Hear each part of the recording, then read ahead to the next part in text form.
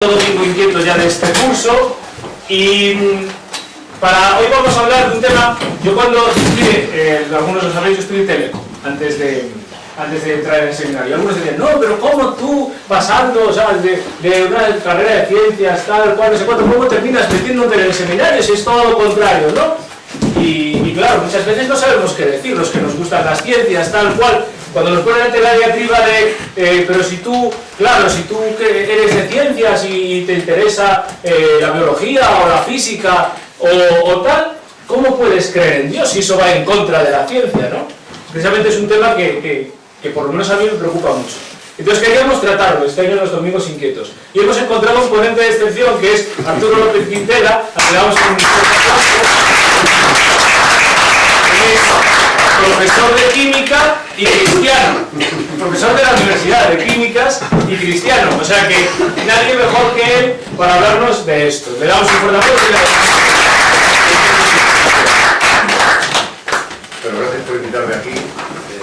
No es un foro en el que estoy acostumbrado a hablar, porque la primera vez que hablo un poco de estas cosas, pero bueno, ya que estamos en ello, pues vamos allá. Y bueno, pues ahí ya veis un poco. Prefiero mi título a pasarlo con imágenes, ¿no?, que son mucho más expresivas que las palabras, ¿no?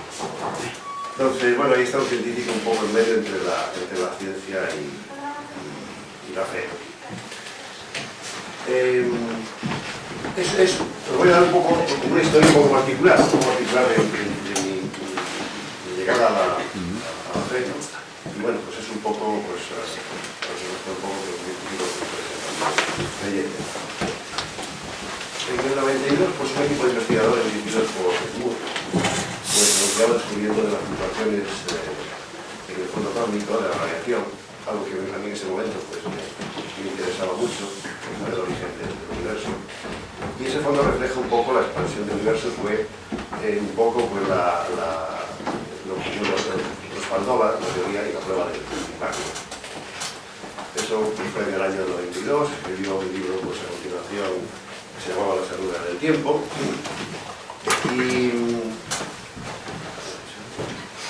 y bueno, pues nosotros teníamos bastantes relaciones. La verdad es que la ciencia, lo bonito que es que hace relaciones con toda parte del mundo. Nosotros teníamos relaciones con Argentina, con el Centro Atómico de Bariloche, y pues allí pasábamos, pues había intercambio de estudiantes y profesores, y pues pasábamos pues llevar algunos meses en el año. Y concretamente, pues ahí en esas montañas, pasando por ahí en esas montañas, pues me llevé libros de mundo para leer. Y bueno, pues después de estar leyendo todo eso, pues al final acaba diciendo pues, que lo que hemos descubierto es una prueba del comienzo del universo. Pero decía algo más, a continuación decía, ha sido como ver a Dios. Eso me llamó la atención, que un científico dijera eso.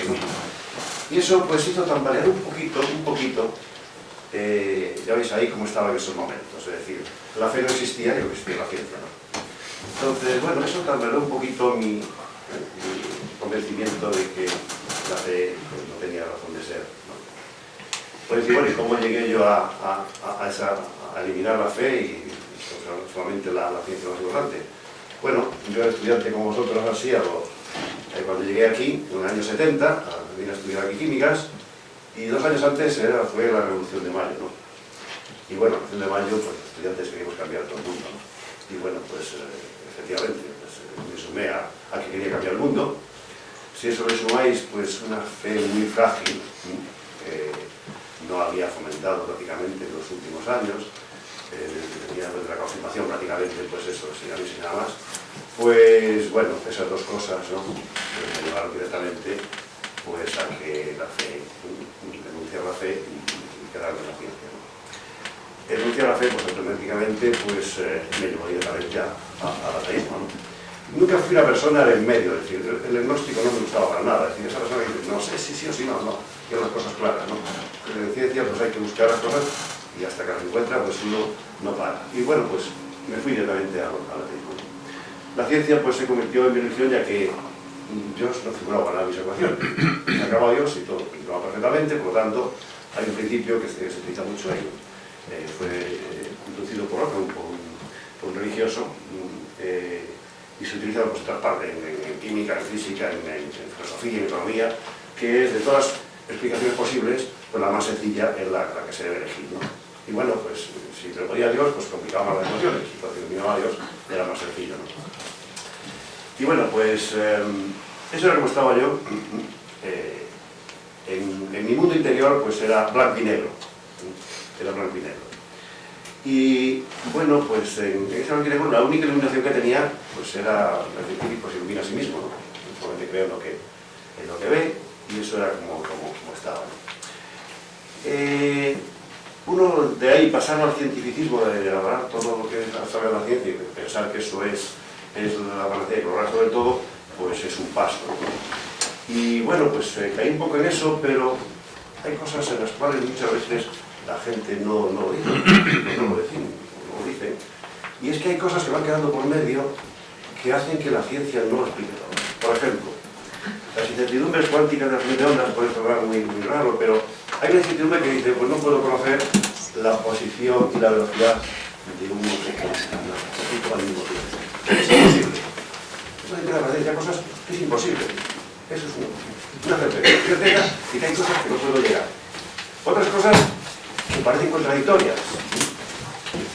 Por ejemplo, en principio, pues siempre me pasaba a la fe y decía, bueno, puede ser Jesús, Dios y hombre, Dios una cosa, únicamente infinito, pues es... Bueno, por ejemplo, resulta que nosotros manejamos cosas, como es, por ejemplo, pues un electrón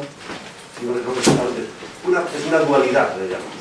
Partícula y onda, es decir, está en un sitio al mismo tiempo, pero el tiempo no está como una onda. Son dos cosas contradictorias y la ciencia se lo sume y dice, pues es una cosa dual. Bueno, pues son cosas que no se entienden, pero que se dejan ahí. Y eso en la ciencia no se dice, o se calla, o se oculta. Y hay poca gente que lo diga. Por ejemplo, pues un científico que busca el universo y viene con más cosas y teorías, pues decía hace poco pues que es honrado, ser honrado admitir los límites de la ciencia. Que no se dice, no piensa que la ciencia no, pero hay cosas que realmente están ahí y que son cosas que la ciencia nunca va a hacer porque es algo que forma parte de la ciencia misma, ¿no?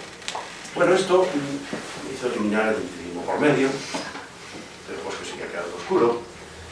Entonces, en los años 70, 80, pues hubo pues una mirada hacia Oriente, es algo que también ahora también sigue estando de moda, ¿no? Y entonces, pues buscar pues sistemas de meditación Zen, etc. Bueno, tiene la ventaja de todas estas técnicas orientales, pues no necesitan a Dios tampoco. Son técnicas que uno puede no creer en Dios y está tan tranquilo que no pasa nada. Además, el budismo Zen, pues realmente no, Dios Padre, Dios no es algo. Pues está ahí, si alguien quiere que crea, si alguien no quiere, no crea.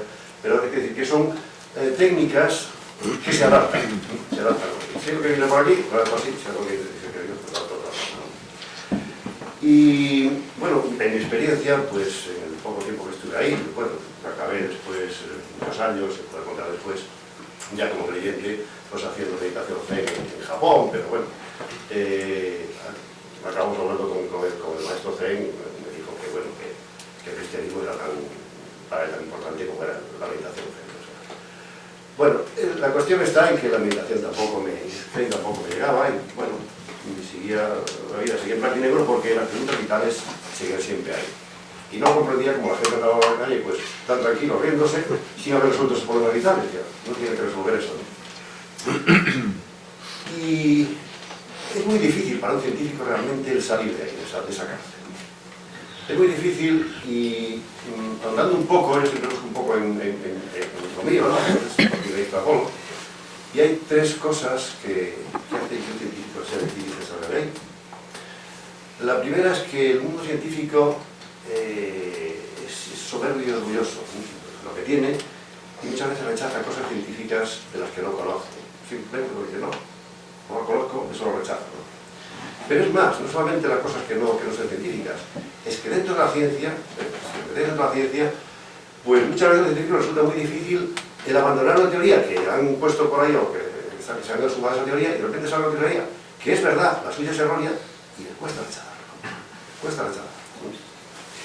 Pondré un ejemplo de que como que estamos investigando en este momento, muchos científicos les cuesta rechazarlo porque han encontrado de otra cosa. Entonces, eso parece ser contrario, parece que el científico no está abierto, debe estar, el buen científico está abierto siempre. abierto a que yo explico de esta forma, pero puede estar equivocado. Entonces, esa es una cosa que es fundamental. Y la última es que las ideas religiosas, según los científicos, son, pues, estereotipadas y muy infantiles. Me he encontrado por muchos sitios, pues, hablando con científicos de una talla impresionante y luego resulta que dicen casi como tonterías, ¿no? Entonces, esas tres cosas hacen que, bueno, que sea muy difícil salir de esa encrucijada para los científicos. Bueno, ¿cómo fui capaz de salir yo? Pues la primera cuestión fue un libro de Thomas Merton, que era el Zen, El pájaro del deseo, que apareció por ahí. Es hombre, qué curioso. Un monje cristiano católico y habla del Zen. Y para mí el cristiano estaba en el fondo, el Zen, la cosa estaba muy arriba, y de repente alguien que lo pone a la misma altura y habla con un maestro Zen, etc. Eso ya me subió un poco a la altura del cristianismo, ¿no? Del catolicismo que yo tenía ahí, pues, muy infantil ahí atrasado. Y dijo, pues bueno, pues algo puede haber ahí detrás, ¿no?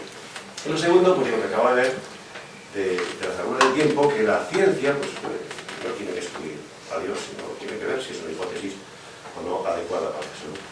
Pues esas dos cosas, poniendo esas dos cosas, pues empezaron a verse un poquito de luz, ¿no? Y esa pequeña luz, por lo menos, pues apareció un poco esas rejas que yo le ponía, de salir de ahí. Y bueno, cuando uno saca un poco esas rejas, pues automáticamente, sin darse cuenta uno, pues empieza a encontrar, pues, que Dios hizo presente primero como hipótesis necesaria en las ecuaciones para responder a las vitales y segundo como verdad amor, ¿no? Y bueno, pues eso cambió radicalmente mi vida, ¿no? Bueno, pues solamente lo que antes era para mí algo que no tenía importancia, pues para mí descubrir a todo lo que decían toda la gente de ellos y pasaron por mí, pues vamos, devoraba libros a toda velocidad porque lo que quería es saber más y más, ¿no? Y bueno, pues eso incentivaba todavía más el conocer más y más de esto. Y bueno, pues la luz había aparecido no porque surgiera de repente, sino porque Dios me había retirado del caballo de mis razones, ¿no? Me había tirado con todos los razonamientos que tenía por medio, me los había tirado. Y bueno, pues había encontrado el tesoro. Cuando uno dice, bueno, ¿cómo se encuentra uno después de encontrar eso? Es difícil. Y yo estoy buscando por ahí de qué forma puedo mostrar cómo se encontraba mi alma en ese momento. Y lo más parecido que he encontrado es esto. Yo tengo nietos, tengo a los 7 nietos, y cuando uno les explica algo, los niños están con ojos abiertos, es como esponjas, que están atentos a todo eso, todo les llama la atención, no razonan nada, otra pregunta le dices una cosa que es algo que no tiene sentido, es igual, ¿no? Entonces, eso es como estaba mi alma en ese momento, es decir, que atento a todo, la palabra de Dios entraba por las partes, no razonaba, sino que entraba, ¿no? Y si algo me puedo quejar en ese momento, es lo mismo que decía San Agustín, ¿no? Que objeto tan sublime y tan antigua que tarde te amén, que andaba buscando por todas partes y estaba muy dentro de mí. Y bueno, pues he tardado tanto tiempo en darme cuenta, ¿no?, de la explicación. Pero eso, como siempre, las hipótesis, eso pasa igual que lo explico muchas veces a gente que no es creyente, a colegas míos, y eso me pasa muchas veces. Tienen unas veces unos experimentos, muchos datos, y está un mes, 2 meses, un año, y no encuentran una explicación a esos datos, hipótesis, no, y de repente un día sin pensar nada, viene la iluminación y ya lo entiendo, llega la razón, hay que hacer esto a ver si se comprueba, y todo se empieza uno a hacer hipótesis para comprobar y ve que se comprueba, y eso es una excitación interna. Pues esto es lo mismo, pero multiplicado por muchísimos. Claro, pues veis lo que pasó, ¿no? Es decir, que la fe para mí era todo y eso llenaba todo mi ser, pero la ciencia empezó a quedar de lado, y bueno, esto no es nada importante para mí, por lo que era importante antes, pues ahora eliminado. Y claro, digo, ¿qué hago yo con la ciencia que estaba haciendo y que era tan importante, ¿no? Entonces, bueno, lo único que voy a hacer es decir, bueno, no sé para qué va a servir esto, ¿no? Para cambiar un poco de aires y saber un poco, bueno, a ver qué pasaba con mi vida y con mi vida interior fuerte, lo dije, nada mejor que tomar un año sabático y marcharme. Entonces, me eché un año sabático a Japón. y en el año 2000, y con el profesor Cunieda, y bueno, me presentó a otra profesora Imai, estaba en Yokohama, luego al año siguiente fui a Nagoya con el profesor Imai, pero con el profesor Cunieda tuve una relación muy interesante, porque bueno, una persona pues, que había estudiado en un colegio cristiano con muchos japoneses, pues era no creyente, era descendiente de su abuelo, había sido un samurái, no sé cuánto, bueno, y bueno, pues todo el año me invitaba a estar ahí un mes y pues podía al año siguiente. En 2005 paró una cosa porque estaba preparando el viaje para allá este mes, al mes siguiente, en verano cuando iba, y de repente pues me llaman y me dicen que se ha muerto de un ataque al corazón. Y la verdad que lo sentí muchísimo, lo sentí como una persona siendo con un bagaje cultural totalmente diferente al mío, pues uno puede encontrar pues amistades de esa forma. Y bueno, pues eso paró un poco, pero luego continué y hoy continúo pues yendo a Japón porque lleva mucho tiempo por investigación también. Lo que sí encontré durante esos años pues fue una cuestión, y es que yo podía transmitir la fe que tenía a un mundo que era muy reacio, ¿no? Era muy difícil. Y bueno, eso estaba en una posición adecuada, ¿no? Bueno, para contar alguna anécdota, pues de cosas que suceden así, pues voy a contar a 5 minutos pues una anécdota de estas. Pues bueno, pues yo hice los cursos de japonés, esos son que digo japonés para sobrevivir, ¿no? Y entonces pues hacía excursiones por ahí, estaba por ir a sitios. Y en 2004, después de 4 años, pues cerca de Tokio, pues hay un sitio para todo el mundo, es Nikko. Nikko significa pues la luz del sol, pues que tiene el mismo papel kanji que Japón. Japón es el sol, es el origen del sol, el naciente. Y bueno, pues hay un montón de templos, etcétera, y pues está cerca de Tokio y pues va mucha gente. Dije, bueno, pues voy a ir ahí, porque es un sitio, pues a mí me gustaba ir mucho a los sitios donde está todo, donde van toda la gente, pues ir más a otros sitios donde van solamente los japoneses, pues bueno, pues me fui ahí, ¿no? Y estaba mirando un poco, pues ahí en el sitio donde llegó el tren para mirar dónde iba, hay muchas zonas de ahí y tal, y estaba así al lado del sitio de autobuses mirando ahí, y de repente un señor mayor, pues me habla en alemán y me dice, súbete aquí, es el autobús. Bueno, subí al autobús, lo dice, para ver cómo estaba yo, es decir, inspirado, lo estoy haciendo ahora, ¿no? Bueno, pues ya que me dice que subo, pues subí para ahí. Tan pronto sube adentro, pues me encontré con los españoles y empecé a hablar con los españoles que estaban allí. Pues sí, vamos a ir al autobús que nos lleve al sitio este de ahí. Y el autobús tardaba 1 hora en llegar. Entonces, ¿qué hacemos? El señor es muy expeditivo y dice, pues mira, hay una pareja y tal que tienen de japoneses con su coche y tal. Vale, pregúntales a ver si nos llevan hasta allá. Pero los japoneses nunca se les ocurre pues, hacer esas cosas, conocerse, no sé cuánto. Venga, pregúntale, sí, cuando allí le pregunté. Entonces el japonés me dijo, sí, vale. Vale, pues fuimos allí con los japoneses. Los japoneses preguntaron allí, pues, de dónde veníamos. Y yo dije, pues yo vengo de España, pero no sé. Abrían los ojos como ventanas, ¿no? Total, que bueno. Llegamos al sitio este y empezamos a hablar. La verdad que fue muy interesante conocerlo. Y acabamos en un restaurante en Tokio cenando juntos. Él estaba atravesando una crisis de fe tremenda. Esta persona estaba ahí en una feria, tenía una empresa de maquinaria alemana, pero tuvo una vida muy dura. Él era hijo de un fiscal de la época nazi, por lo tanto su padre fue juzgado en Nuremberg. Entonces, pues él estaba, ¿no? Su padre estaba allí, era el hijo del tal, entonces siempre lo habían mirado más parte de esa forma, había sido muy difícil él salir adelante. Estaba casado, tenía un hijo tetrapléjico y tenía muchas cosas, pues su mujer era creyente católica, ¿no? Y estaba pasando una crisis de fe tremenda. Y bueno, pues yo le transmití mi fe en ese momento pues, tremendo, ¿no? Y bueno, pues él se quedó tranquilo después de estar mucho tiempo. Y Una cosa, cuando nosotros hacemos algo por otra persona, muchas veces esa persona nos devuelve mucho más. Y lo que me devolvió fue una pregunta que no me la esperaba, cuando ya estábamos a punto de esperarnos, etc. Pues me preguntó, oye Arturo, ¿y tú qué piensas de la Virgen María? Me ha pillado. Esto no lo había estudiado yo. En mi ímpetu por conocer a Jesús, todo lo demás quedaba fuera. Y sí, María, Madre de Jesús, pero no, nada más, ¿no? Y bueno, pues en ese momento, pues no sé, como algo así, porque me decía, bueno, es que mi mujer es muy creyente y muy devota, la Virgen María y tal, yo sé, bueno, sí, creyendo y tal, sigue por el camino. Bueno, luego me encontraría años más tarde, pues me invitó a Berlín, allí nos conocimos, etc. Pero esa pregunta despertó en mí algo, ¿no? Y es conocer más a María, y ese fue también un descubrimiento, ¿no?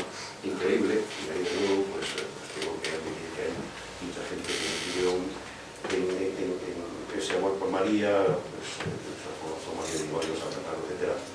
Pero comprendí con María muchas otras cosas. Por ejemplo, en mi imagen pequeño, de un pueblo al lado de Orense, pues el ver personas mayores que estaban ahí agarradas a su rosario, nunca lo había entendido, ¿no? Y ahora comprendía cómo cada cuenta pues era pues, eso, un piropo de amor, de amor a la Virgen. Y bueno, no sé qué puedo decir de María, pero me gusta esta frase de Benedicto XVI, que es muy adecuada para ahora. María es la ventana de esperanza que Dios abre el mundo cuando cierra las puertas, ¿no? Yo creo que en este momento pues, es algo interesante, ¿no?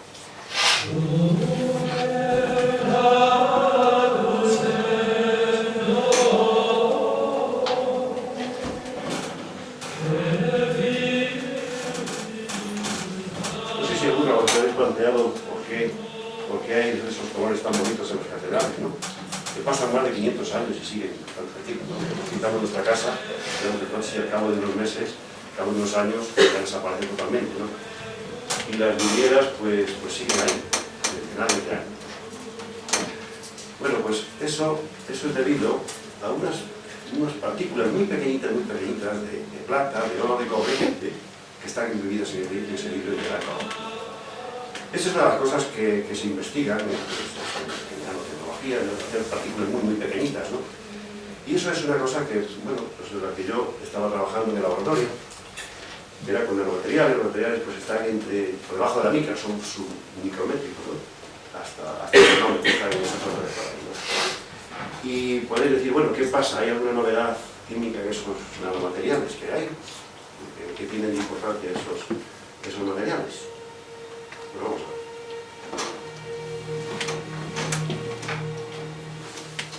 Tenéis abajo la You can see how much of that cube can react with the outside world. If you divide the same cube into 8 little cubes, the surface area is twice as big. If you keep making smaller cubes, the surface area becomes immense. More surface means more area for reactions.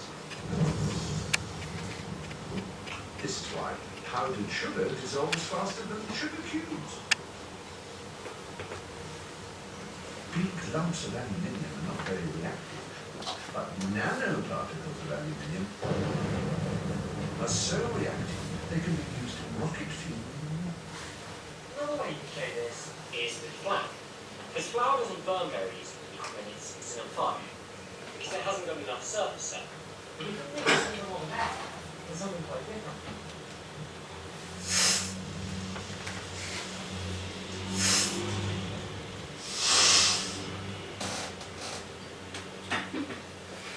¿Veis lo que hay con las partículas pequeñas? Eso es lo que habíamos trabajando pues, desde el año 92, trabajando en eso. Pero la pregunta de si hay alguna novedad química en los nanomateriales, pues la verdad es que no hay novedad química. Y bueno, pues una partícula, algo muy pequeñito, y como característica base, pues puede servir para hacer más reacción, pero la reacción es la misma, es decir, el material es exactamente el mismo, tiene la misma química, ¿no? Y bueno, pues ahí estaba yo, pues que lo que he hecho hasta ahora, pues bueno, ¿y para qué va a servir esto, no? Bueno, pues Dios no improvisa, nunca, siempre tiene nuevos planes, y los planes que tiene, pues no me lo esperaba, Porque, ¿y qué pasa por debajo del nanómetro? ¿Veis ahí? Bajo el nanómetro ya solo tenemos átomos, tenemos muy poquitos átomos, ¿no? Bueno, pues nos encontramos con que se podían hacer, pues, esos pequeños clústeres de átomos, ¿no? Y esto es de nuevo una cosa que os decía antes, que el mundo científico, cuando encuentra algo que en principio no esperaba, le cuesta mucho admitirlo. En el año 96 encontramos esto y formamos una empresa que todavía funcionando, trabajamos en eso. Nos ha costado mucho publicar, tiene mucha gente que sí cree, ¿no? Y estamos con muchas empresas detrás, pero todavía hay gente que sigue sin creer. La dificultad que tiene el científico, aunque sean cosas científicas y que las muestres ahí, es muy difícil. Es muy difícil. Bueno, pues lo que hemos visto es que realmente ahí hay una nueva química, y ahí veis, porque la tabla periódica que todos veis, ¿no? Pues habría que hacer la tabla periódica, habría que hacerla tridimensional, habría que hacerla pues subiendo hacia arriba, en donde pues al ir subiendo, pues el material tiene cada de 2 átomos, de 5 átomos, de 10 átomos, de 20 átomos, y la química es totalmente diferente. Y es, de momento, sabemos muy poquito de los pocos átomos, de los pocos restos, que son hemos estudiado, pero se sabe muy poco de todo ello, ¿no? Y que esto de nuevo, pues abre unas nuevas perspectivas, se puede decir por otras cosas de las que, para qué puede servir esto, no solamente para lo bonito que queda ahí en la tabla periódica, sino para qué puede servir. Una de las cosas importantes ahora, y que el Papa Francisco lo ha puesto muy en relieve, pues es la contaminación. Entonces, hemos contaminado tanto que uno dice, bueno, toda esta contaminación que hay por ahí, ¿qué puedo hacer de una forma fácil, ¿no? Una forma fácil que no cueste mucho, para transformar algo así en algo pues, que sea que sea transformado? Pues realmente hay algo que lo puede hacer de forma sencilla, que son lo que se llaman los fotocatalizadores. Esto es un material que coge la luz y lo que hace es eliminar el contaminante con la luz del sol. Y bueno, ¿por qué no se está utilizando? Porque es muy poco eficiente. Normalmente la luz de estos fotocatalizadores utilizan luz ultravioleta, etc. Y bueno, nosotros tenemos un luz ultravioleta pero poquita, ¿no? Entonces hacen falta los nuevos catalizadores que hay. Y estos clústeres pueden hacer eso.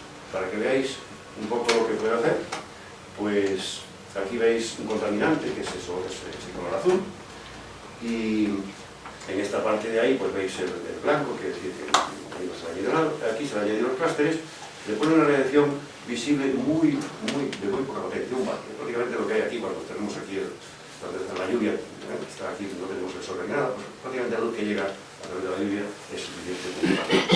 En todo tiempo veis que desaparece.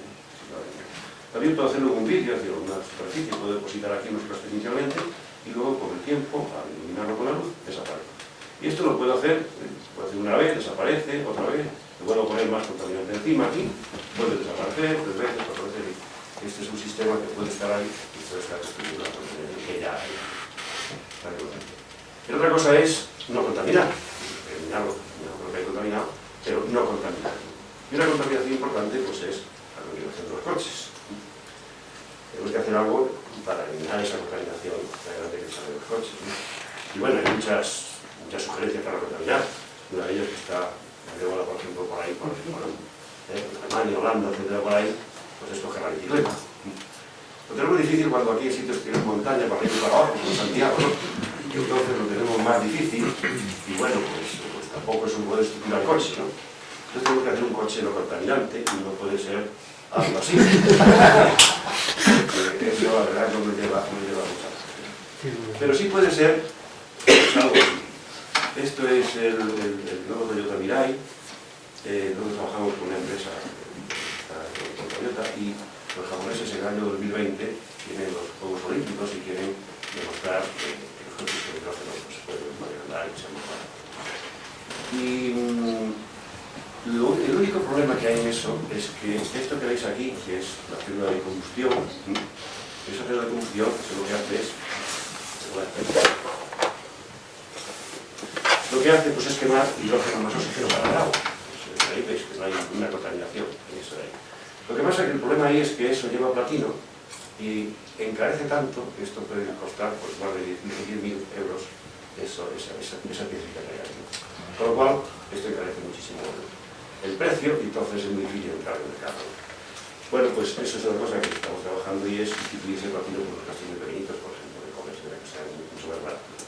Es una de las posibilidades. ¿Sí? Entonces, fijaros que estos casos se pueden hacer de nanofotoretalizador, es decir, pueden coger el agua, con la luz visible la pueden descomponer en oxígeno e hidrógeno, el hidrógeno se puede almacenar, este hidrógeno se puede almacenar aquí, y este hidrógeno se puede luego combinar con el oxígeno, que se llama hidrógeno. Y ya veis aquí que es un ciclo completo de la luz solar, algo parecido a las plantas. Algo parecido a eso, y ahí no había contaminación.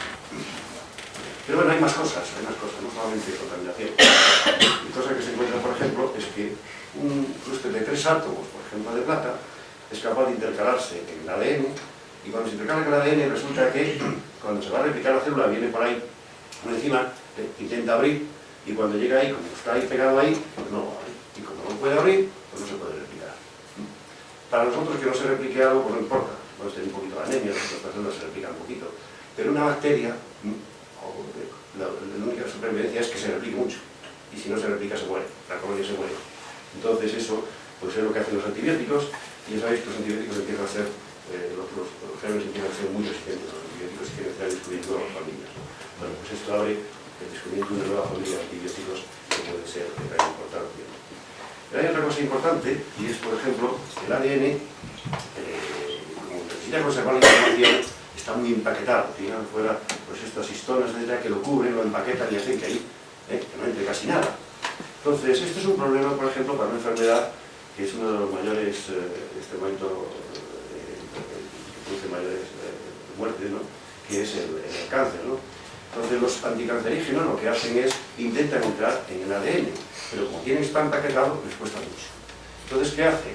Como solamente cuando está replicando se abre un poquito, pues es ponerle mucha concentración para que al final alguno entre.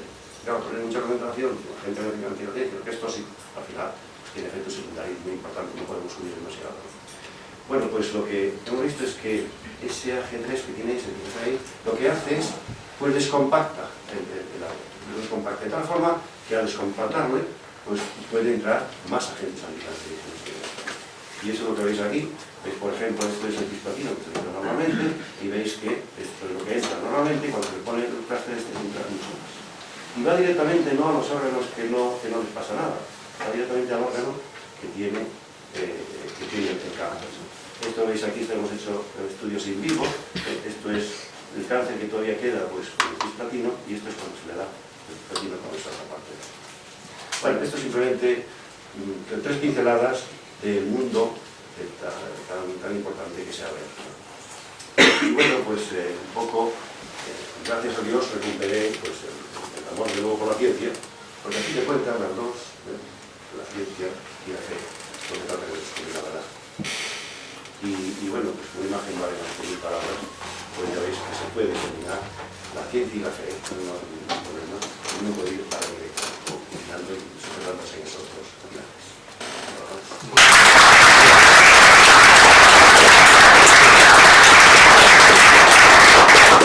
Damos las gracias al profesor López Quintela, y ya sabéis que tan importante como la exposición que él pueda hacernos son las preguntas que vosotros tengáis y que podáis hacerle. Entonces, mientras cenamos y damos buena cuenta de las pizzas que David, que Laura, que la mamá de Javi, que otra gente pues, nos ha preparado, pues tenéis papeles en cada una de las mesas, si queréis dejar las preguntas por escrito, y si no, después también a mano alzada si quedara alguna más que hacer, ¿vale?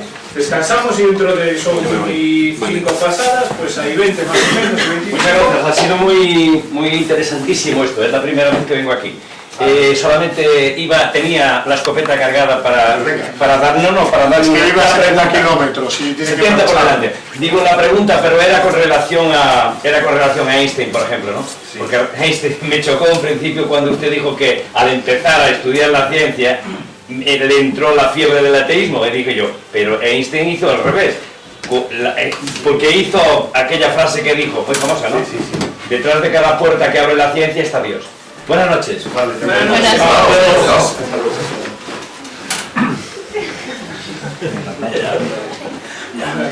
En la media hora larga que nos queda, pues vamos a seguir con las preguntas que le habéis hecho al profesor, ¿vale? Y No sé, antes cuando hablaba Antonio, a mí me gustan mucho los podcasts y los programas de divulgación científica. Entonces, yo estaba pensando, él hablaba de Einstein, pero yo estaba pensando en toda esta gente tipo Carl Sagan o Neil Tyson, que a veces cuando hablan del universo, dices, y hablan de la experiencia que tienen contemplando el universo, y dices tú, pues que le falta que le den así el empujón y entrar, ¿no? Para caer del todo en la contemplación de Dios, el Dios creador a través de la creación, ¿no? Entonces me estaba acordando también, antes cuando hablaba de que a los científicos muchas veces les cuesta desaprender lo que han aprendido de que cuando mencionaba al propio Einstein, que Einstein cuando llegó a la conclusión de los agujeros negros, dijo, esto no puede ser, me he equivocado, ¿no? Entonces, sí, bueno, ya después de esto, vamos con la primera pregunta. No las he leído yo tampoco, así que va a... Pregunta una persona, porque es anónimo, ¿vale? ¿Encuentras mucha gente que no toma en serio tu trabajo científico por ser cristiano? No, eso absolutamente no. Todo el mundo la ciencia se separa totalmente, no importa. Podrá decir, bueno, este tío pues, es cristiano, no sé cuánto, lo que sea, pero lo que se mira en la ciencia es el resultado científico. Otra cosa, lo que he dicho yo ahí, es que independientemente de que sea cristiano o no, pues puede costar, si va en contra de otra teoría, le cuesta muchas veces el admitido, ¿no? Pero si no, es algo que no se mira, es decir, hay gente de todas religión y todas las cosas, y eso es algo que la ciencia está por encima un poco de todo eso, ¿no? Siguiente pregunta. Dice, ¿qué preguntas no te respondía la ciencia y sí te respondió la fe? ¡Chan, chan! La pregunta vital es ¿por qué estoy aquí? ¿Qué hago aquí? Es decir, que ahí os ponía un ejemplo y es decir, bueno, al final dice, bueno, pues, necesito algo que haya creado otra cosa, ¿no? Y dice, bueno, le pongo a Dios, no le pongo a Dios, pero en el origen del universo, antes del Big Bang, pues hay una condensación de materia-energía que es tan grande que ahí hay fluctuaciones. Están estudiando ahí lo que hay, esas fluctuaciones cuánticas que hay ahí. Bueno, ese estado que está comprimido de materia-energía en un sitio, en un espacio tan pequeñito, las fluctuaciones son tan grandes que el sistema se encuentra en lo que se llama un régimen caótico. Yo estudié ese tema, el régimen caótico, por otras cosas, ¿no? Por cosas en ciencia, en química también hay regímenes caóticos. Por ejemplo, cuando las arritmias que suceden en el corazón son reacciones que entran en régimen caótico, ¿no? Entonces, el régimen caótico se caracteriza porque, salvo que tuvieses una precisión infinita, no puedes saber cómo evoluciona el sistema. Es decir, un ordenador con una precisión te da esto y otro ordenador te da otro resultado. Entonces, ahí hay un punto donde la ciencia ahí no puede predecir, ¿no? A no ser que sea infinito lo que haya detrás, ¿no? Entonces, esa pregunta de que inicial, si hay Dios o no Dios, no solamente es para que te explique un poco toda la evolución, pero es que después, es decir, las preguntas vitales son, bueno, ¿yo qué hago aquí? ¿Yo por qué estoy haciendo aquí? ¿Yo esto porque lo hago de esta forma y no de otra forma, ¿no? Pero esas preguntas están sin contestación, ¿no? Estamos aquí de casualidad, esto ha evolucionado así, y de repente aparecemos aquí nada más. Eso llena, por lo menos a mí no me llenaba, eso no llena nada interiormente. Hacen las cosas pero no sabes por qué ni para qué. En el momento que descubres a Jesús, cambia todo. Todo tiene sentido, todo tiene explicación, todo encaja, igual que una teoría, que todo encaja, ¿no? Entonces, eso no cambia nada externamente, es decir, bueno, es lo mismo, tengo mis hijos, mi familia, mis cuantos, mis sufrimientos, mis cosas, pero es otra cosa, es muy difícil transmitir eso, explicarlo, ¿no? Pero, es decir, es como si uno, cuando encuentra a Jesús, encuentra la respuesta a todo. A toda la pregunta esencial. No en detalle aquella cosa, pues no sabrá, pero es el general. Es como cuando uno encuentra la teoría que explica lo general, luego lo particular habrá que ir en detalle, ¿no?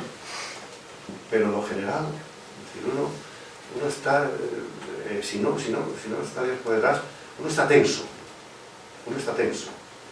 Está tenso porque no puede estar, vamos, salvo que tenga su conciencia totalmente eliminada por medio, entonces da algo igual, pero si no, uno tiene que estar tenso porque no, es una oscuridad ahí dentro.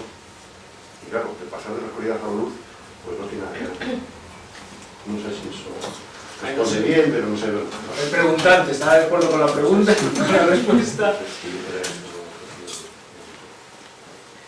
La siguiente es de una pregunta de moda, ¿vale? Hemos pasado por... Entiendo que en su caso, la cruz que lleva al cuello no, con su rayado por aquí, no es postureo. Alguien no es postureo. No es significa. Que no es por aparentar. Es que también nosotros los millennials. ¿Alguien lo ha parado para preguntarle por qué la lleva? Es probable que en su ambiente no sea muy común. Gracias y enhorabuena, Dios existe. Vamos a ver, igual que llevo esto aquí, pues lo llevo exactamente igual porque para mí es lo más importante. Yo llevaba la cruz y cuando descubrí a María, lo llevo a María. Y esto es una de las cosas más importantes que llevo a María. Entonces, lo mismo que llevo en la cartera con las fotos de mis nietos, pues yo lo llevo aquí. Y esto es lo más importante. Mira, esto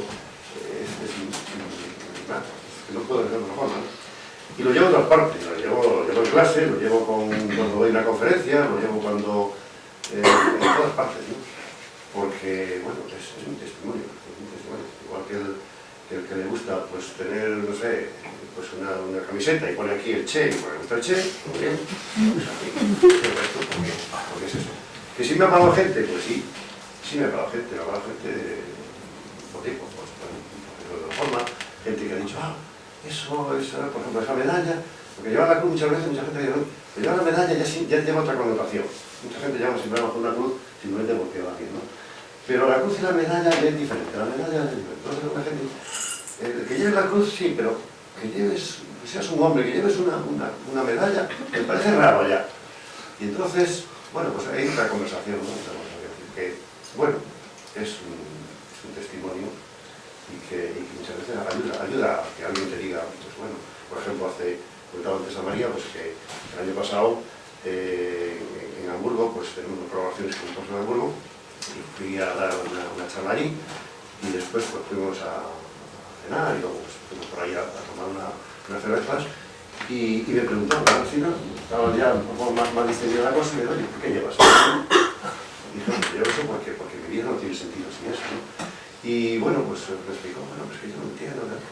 Y me dice, es que la religión es una serie de ritos y tal, lo que aparece siempre, ¿sí? Lo que poco iba a decir, no, la religión es una experiencia vital. Eso, bueno, ya por lo menos eso me llamó la atención y bueno, no sé lo que será, entonces hemos ido poniendo semillas por ahí, pero yo creo que sí, que llama la atención, sobre todo en el campo, ¿no? Pues hay muy poca gente que lo demuestre, ¿no? Pero bueno, hay gente que va con su turbante y no sé cuánto y es tibetana y lleva ahí su señal, ¿no? Bueno, porque yo no. Pero nunca no ha sido nunca negativo. Esta ya una pregunta bibliográfica. De todas las lecturas que has hecho, ¿cuál nos recomendarías sobre fe y ciencia? Tendría que pensarlo porque no... El castillo interior de Santa Teresa. Una censura. No, me imagino que esta persona pues, está buscando algo, yo no sé, no hay ningún libro que haya leído sobre ciencia. Es una experiencia que, como llevo yo la ciencia y la fe, pero tampoco me preocupa demasiado que alguien... En la reflexión teórica, ¿no? Es la reflexión vital. No vital, la teórica pues no sé. No tengo esa biografía. A lo mejor el castillo interior no iba desencaminado. Preguntan entonces, en un mundo tan ateo como puede ser la ciencia, ¿cómo en tu día a día puedes encontrar a Dios en lo que haces? Bueno, ya lo expliqué aquí, pero vamos, en lo que hago, pues es que cada día uno, bueno, trabaja en primer lugar, uno no trabaja solo en el lado, hay un laboratorio que está en una esquina sin nadie, trabaja con un grupo de gente, con personas, ¿no? Y bueno, pues ahí, día a día, en la relación con la gente y todo eso, pues uno encuentra a Dios en las personas y en las cosas, y No, sí, uno se mira lo encuentra en todas partes, no hace falta que uno se mira que desde que se levanta hasta que se acuesta, está lleno de casualidades que no son casualidades. Las casualidades no existen. Y uno cada día pues da gracias a Dios por todo lo que encuentra y todos los obstáculos que uno tiene que saltar y que es difícil. En fin, a mí eso es vital. Sigamos entonces. ¿Usted qué le recomendaría a alguien que se encuentra como usted en su momento de búsqueda de Dios dentro de la ciencia? Que tenga paciencia y que esté abierto. Que como buen científico tiene que estar abierto a todas las hipótesis, no puede cerrar nunca nada. Y el buen científico siempre tiene que estar abierto, nunca se puede cerrar ninguna teoría, tiene que estar abierto. Y la hipótesis, si se abre, Dios aparece, siempre. Seguro. No tiene que poner limitaciones a nada, seguro.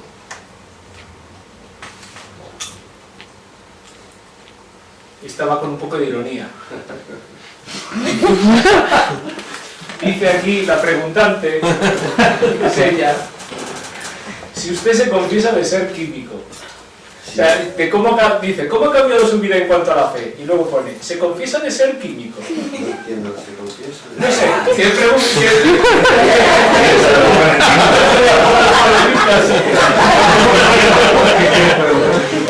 Así anónimo no puede ser. Soy químico y sí, me gusta la... No, quiero decir, si antes a lo mejor sus hijos le dicen, o como son una generación más cercana aquí, más de esto del ateísmo y todo eso que es tan popular, a lo mejor le dicen que ese cambio de vida de no ir a misa nunca, a ir, a confesarse, a llevar la Bueno, eso fue un shock para mi familia. ¿Sí? Eso yo tengo 3 hijas y de las 3 hijas 2 son ateas. El show de su padre, pues no se supo nada, ¿no? Bueno, eso es lo que tenemos que admitir que nosotros tenemos que poner las semillas, pero bueno, el Señor abrió los corazones en algún momento. Y bueno, es decir, cuando tú descubres ese tesoro, esa felicidad interna, se la quieres transmitir a todo el mundo, ¿no? Y, cómo no, estamos cerca de ti. Y tú quisieras que tuviesen esa felicidad y esa tranquilidad y ese no tener miedo a nada, porque bueno, puede acabar con tu cuerpo, pero puede acabar con tu alma, es decir, uno está tranquilo bajo la vida tranquilo, ¿no? Y ves con las personas muchas veces, pues, están intranquilas por esto, por lo otro, y lo otro, entonces quisieras eliminarle esa intranquilidad a esas personas, pero eso no puedes hacerlo. Entonces, bueno, hay que tener paciencia, y bueno, en algún momento, pues surgirá también eso, pero además hay una de mis hijas que hizo química también, es química, y bueno, que hago muy bien en el plano profesional, porque ella dirige la empresa que hemos montado, y hay una empresa, yo soy el jefe, yo soy la parte científica, pues yo soy el jefe, pero lo llevamos muy bien, y bueno, pero bueno, siempre ha sido, es algo que es algo que no entiendo, ¿no? Yo que he sido ayer, yo respetaba a otras personas, puedo decir, bueno, pobrecito, los caritos, no sé cuánto y tal, pero respetaba, ¿no? El problema es que ahora se encuentran que hay ateos, que dicen que son ateos, que no respetan. Y eso es lo que no entiendo, que uno debe respetar siempre. La persona es sagrada para mí, la persona. Y aunque esté equivocada, esa persona es sagrada y hay que respetarla, ¿no? Y hoy no se respeta, no se respeta a la es una falta. Y no entiendo por qué, porque a mí no se me daba por tirar una cruz porque la Virgen allí. Si cuando uno tira la cruz quiere decir que algo le está ayudando. A mí la cruz ni me iba ni me venía. El ateo, el ateo. A lo mejor una persona que no es atea, que está en medio, la cruz le molesta. Pero para un ateo no debe molestarle, porque es una tontería. No debe molestarle, es una tontería. Por lo tanto, el tener una cruz y sacar una cruz de un colegio, ¿por qué va a sacar una cruz? Si esa persona quiere tenerla, pues ¿por qué no? Entonces, no entiendo ese odio a esa cosa de no darle la cruz y no se levanta. Eso no lo entiendo, eso no es racional. Bien, es el momento de que se me han acabado las preguntas que tengo aquí escritas. Entonces ahora vamos a hacer las preguntas, y hacer más, haz más. Pero ya a mano alzada, ¿vale? Pues aquellas personas que queráis hacer alguna pregunta, Javier tiene una pregunta. Yo tenía curiosidad porque te iba a preguntar por el tema de tu familia. O sea, ¿cómo vivieron todo eso? Pero sobre todo tu mujer. Es complicado. Claro, si Muy puedes. complicado. Muy complicado. Sí, fueron años difíciles. Fueron años muy difíciles porque explicar esto, sobre todo porque yo era un ateísta convencido y además mi mujer, porque nunca fue ni creyente, ni demasiado creyente, pues al otro, pues cuando yo era ateo, ella lo explicaba y además entendía mis razonamientos científicos. Claro, de repente me cambio todo, pero bueno, todo lo que me estaba contando aquí, ¿a dónde va, no? Y fueron unos años difíciles, que yo tuve que dudar si realmente había sido un bien el cambiar o no. Porque claro, es que la familia estaba en contra, ¿no? De la familia, ¿no? Y claro, mi ambiente, el ambiente en el que me movía, que eran los profesores, era un ambiente de personas no creyentes. Entonces eso a mí ya no me llamaba la atención. Yo seguí siendo amigo, pero yo buscaba otras amistades, ¿no? Entonces, esa ruptura, pues el hecho de meterme demasiado en eso, siempre, porque yo siempre estaba demasiado enfocado en la ciencia, bueno, y mi mujer pues, me ha aguantado el que haya estado noches trabajando en el laboratorio allí sin dormir y sábados y domingos. Entonces eso ya lo había pasado con la ciencia y decía, bueno, y ahora te sumas y ahora pasa lo mismo, pero con la religión, ¿no? Vamos a poner una cama en la iglesia, ¿no? Sí, casi. Y bueno, pues eso hay que tener paciencia y creo que el cambio no es algo malo, sino que es algo bueno, ¿no? Y que sobre todo cuando las cosas normales, bueno, no pasa nada, pero cuando hay problemas vitales, problemas que se enfrentan en la familia, pues se reconoce que, bueno, que el hecho de tener una persona que eso lo pueda llevar mejor, pues es un bien, ¿no? Entonces yo creo que bueno, el problema de día a día pues es la mamá, sí, la que saca las castañas del fuego, pero los problemas realmente graves, pues uno tiene que recurrir a alguien que tenga un poquito más de eso. Y bueno, pues eso yo creo que ha servido para que la familia pues haya afrontado problemas, ¿no? Más graves de la forma mejor, ¿no? Pero bueno, eso será el tiempo, ¿no? Eso será el tiempo, pero han sido años muy difíciles, ¿sí? No ha sido fácil la conversión, después de la conversión.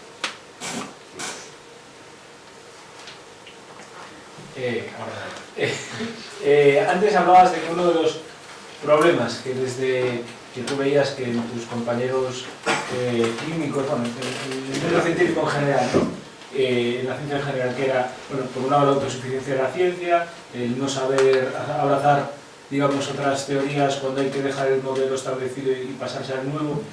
Y el tercero era esa visión caricaturesca y casi infantil de la religión.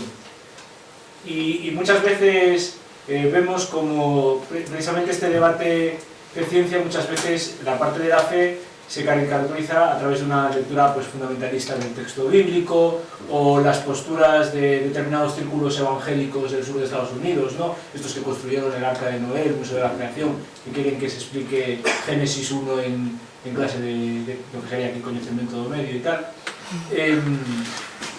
¿Y cómo podemos nosotros, como cristianos, como católicos, tratar de hacer ver que nuestra fe es razonable? No solo es... o sea, que no es esa caricatura que ellos... Hoy es el día de Santo Tomás de Aquino y él demostró que la fe es razonable. La fe es súper razonable. Si no fuese razonable, entonces no es fe. La fe es razonable, porque las dos cosas van a lo mismo, ¿no? El problema es que cuando uno abandona, es decir, es un equilibrio importante entre fe y razón, ¿no? Si uno abandona la razón, se pasa a alimentar fundamentalmente. Y si uno abandona la fe, pues pasa al irracional. Porque la razón sola acaba haciendo cosas irracionales. ¿Qué tenemos que hacer? Bueno, pues hacer que vean que esa actitud, ¿no? No podemos ir de una vida a otra, ¿no? Y bueno, pues yo creo que poco a poco siempre va a haber pues eso, cosas colaboradoras, entonces poco a poco las cosas que nos estén bien van cayéndose, ¿no? Y las teorías que nos estén bien van cayéndose. Y todo aquello que se marche un poco del de la media, pues sí, tendrá una vigencia muy determinada, al final acaba cayéndose. Hay que tener paciencia. Lo tenemos yo tengo una duda. Como bien dijiste, ¿no? Desde el punto de vista del científico que siempre está viendo todas las posturas, nos da un poco de miedo volver a caer, o sea, bueno, volver a caer, que ahora tu postura cambie y dejar la fe. Pues no. Estoy seguro que eso no cambia, eso no cambia. Sí, es una pregunta que me hacía, por ejemplo, mi familia. ¿Te has cambiado de aquí para aquí? Ahora que me dice que lo va a cambiar la contrario, ¿no? No. Eso es algo, no sé, es algo tan vital y tan adentro, no se acaba. Esa fe que está ahí dentro no se acaba. Había una chica que tenía digo, la pobre, yo entró en mi grupo de investigación para hacer la tesis, y muy inteligente, y como alguna gente muy inteligente, pues muchas veces la razón se va. Y esta persona estaba en tratamiento psiquiátrico, que no sabía. Eso fue una de las razones que durante los años pues estaba trabajando, por ejemplo, con experimentos con hidrógeno, oxígeno, temperatura, y claro, eso puede explotar todo el cuerpo, ¿no? Y me debía haber dicho que está en tratamiento psiquiátrico, porque esto puede ser algo peligroso, ¿no? Y no me lo dijo, ¿no? Porque cuando tuve que charla, al final, bueno, esa persona al final acabó mal, ¿no? Pero me preguntabas por qué... Si no te da miedo, salvar de contrario. Esa persona pues, me decía, me chocaba, ¿no? Siendo científico, pues que fuese creyente y tal. Y en algunos de los congresos que íbamos, y teníamos más tiempo para estar charlando y tal, pues me preguntaba eso. ¿Tú estás seguro que esto es así? ¿No será como que te va a? Y le decía, mira, aunque me encierren en un sitio, me tengan a pan y agua, me hagan lo que sea, esto que hay dentro de mí, nadie me lo saca. Porque es algo vital, es algo, es decir, es lo que decían Agustín, es decir, está más dentro de mí que yo mismo. Cuando descubres algo que hay dentro, entonces no tienes miedo a nada. Porque, bueno, ¿qué puede pasar? Esto, lo que sea, pero eso no puede nada. Tu vida está totalmente llena, totalmente realizada. Entonces, es algo tan profundo que es imposible. O me derrito yo, o me derrito todo el mundo, o me eliminan, pero si no, es algo interno. Es decir, que no puedo decir Arturo sin Dios, es decir, no existe, no existiría, sería otra cosa. Y volver a caer en un cajón, pues no, es decir, tendrá que estar bien, tendrá que estar por la autopista, con tu coche y bien, con aire acondicionado, y ¿qué quiero? Volver a la selva allí luchando con tu machete para abrirte paso. Solo mucho vista. Bueno, tendríamos tiempo para una más. Bien, Carmen. Yo llegué tarde, así que no sé si lo comentaste. No importa. Pero me gustaría saber si te acuerdas, cuando te diste cuenta de que el viejo existía, ¿qué fue lo primero que le dijiste? Lo primero que hablaste con él. Pues le dije, Dios mío, ¿y yo qué hago contigo?